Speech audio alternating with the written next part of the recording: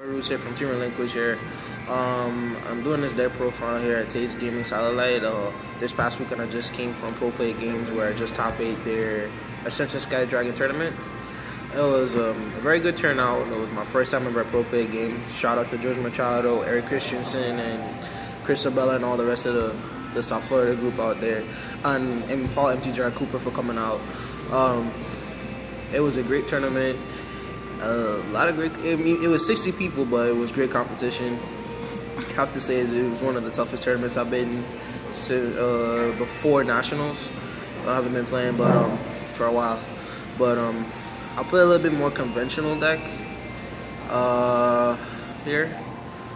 Shout out to Eric Christensen really for inspiring me a little bit to play this deck, because there was nothing really else I felt like playing at the time, because you know this deck is pretty much well. So I mean, you're guessing right. This is Infernoids. My record was 4-1-1 after Swiss, and I lost in the top 8 to the guy that won out, which was Chris Sabella. So check out the channel, Team Relinquished, and you see his deck profile up there. So go straight out to the deck profile and explain my choices. So I'm playing one Infernoid Paramis. Wouldn't play no more, no less, just one. He's good. One Card Trooper, one Lila, one Nanuku. These rounds up all the one-ofs. For the two ofs, 2 Antras, 2 Harmadics, and 2 Raidens. I won't play 3 Harmadics because he's kind of cloggy at 3. Might bump up intro to 3 because I really saw that I needed it for the majority of the tournament, but right now 2 is pretty sufficient, and 2 Deviati. Due to my previous list, I was only playing 1 of each, him and Nanuku, but for the tournament I felt like I needed 2 of these, so it turned out pretty well. For the one of the best monster in the entire deck, which is Nekroz, this card does everything that you needed to do. It becomes a level of a monster. It gains the ability. You can summon it or hold on to one and monster get into another one. Like it was insanely good for the entire tournament. To that, 3 MST, 3 Patrulia. I don't play Galaxy Cyclone. Don't have Galaxy Cyclone, but this was really one of the most underrated rank 4 monsters in the entire deck, and it's really good. 3 Cytimus, which is the next best one. I was playing 2 in my original list, but now I'm playing 3, and I'm glad I bumped it up to 3 because it was really necessary for the matchup. And then the 3 double attacker until self-explanatory, kill a monster, send it to the graveyard, then it could make an additional attack. Pretty good. That's all the monsters. I want to say 22 or 24, something like that. For the spells, 1 Monster Gate, 1 Dark Hole, 1 Regeki, 1 for 1, 1 Burial, all the one-ofs, 2 Charge, the Light Brigade, and 3 Reasoning. If it wasn't for this card, this deck would not be so good. Even though there's a little bit of luck base, I open up Reasoning every match at least. There's only one time I open up double Reasoning, but for the entire tournament I open up Reasoning at least once every match. And those times I open up Reasoning, I've actually won. So this card is just stupid. And there's only twice I want to say someone got it right. Like one person called 3 and I made a College Trooper, but every time else a Nekroz or a Raiden came off majority of the time. I was playing 40 cards exactly, but I bumped this. I added a 3rd Void Seer at the last minute to make it 41. Because the reason of, I'm still not too familiar with side frames and how they work, but I just know like I wanted to push through a lot and get my OTKs off. So the 3rd Void Seer was really good, and in most cases I would always side out the 3rd one, so I always have 2. So even though it's 41 cards, it turned out pretty well because the 3rd Void Seer, it really came in handy when needed.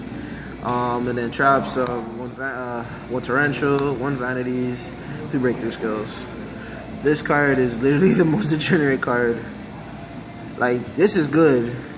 This is just a board wipe. Like, you just have this torrential, Dark Hole and Regeki.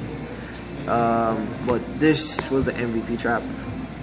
I won a lot of my matches because a lot of people were like, you're playing vanities, and it's like, I just went into turn 1, just went into him vanities, and it was just pretty much stupid from there. So that's one. Oh, you want side or extra? Side. Side. The sideboard was really controversial. Some of the choices I made was at the last minute. To start off, I played 2 Chaos Hunters. I was thinking about playing at 3 because I didn't know if there was going to be a lot of mirror matches or anything like that, but majority of my matches I always sided this in. Like I played 2 Nekroz, 1 Ritual Beast, 1 Cloud Shaddolls, 1 Kozmos, which I lost to, and 1 BA that I drew against. But so majority of the time I did side in the Chaos Hunter. 3 MST. This isn't here because I do not have Galaxy Cyclone, and not once for the entire tournament did I side this in. Not once.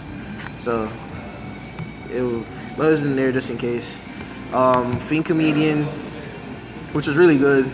I sided in a good bit this past weekend. It did the job. I got to resolve about three times. The banishing effect was really stupid. And the third time I actually milled, and then I milled the Deviata, which I was looking for. So this card was really just OP, really. 2 Fairy Winds. I didn't play any Clees or anything else where I need to side this in. I didn't even side against Kozmo, so Fairy Wind was just in case. 2 Missions of the Gnomes. I sided this in almost every matchup, if not every matchup. Yeah, I sided this in every matchup because the ability to activate, even milling it, then banishing it during the Nekroz and BA matchup, you slow them down for that turn, and then you go like draw face, banish, stab my face, put this back in the graveyard with Omega. It's just insanely stupid. So it was really good. The entire format. 2 early decrees, not 3. It was really just mandatory for me to side this, and I sided not as much as I thought I would, but it was just there. And then I didn't side Mistake because I didn't think I was gonna need it that much because I scouted out the tournament, but it came down to either Mistake or this, and this was a better choice. I'm glad I made the right meta call because this helped me out against my Shaddolls matchup. This helped me out against my BA matchup. And to be honest, it's really just retarded. So the monk, it's really good. So it got there. That's it. Extra, really controversial. 1 Exciton, 1 Gemini Pearl, 1 Big Eye, 1 Draco Sack, 1 Dragonite Filigrant. That's it for the Exceeds. Synchros, 1 Gaia Knight, 1 Ancient Sacred Wyvern, 1 Black Rose, 1 Clear Rose Synchro, 1 Scrap Archfiend, 1 Scrap Dragon, MVP card, Cyframe Omega. This card is stupid. Like the win condition, when I played against my last round against Nekroz, turn 1, he wanted to die, let me go first, and I open up Vanities, Decatron or something, open up a play, but at the end of the turn I had him on board,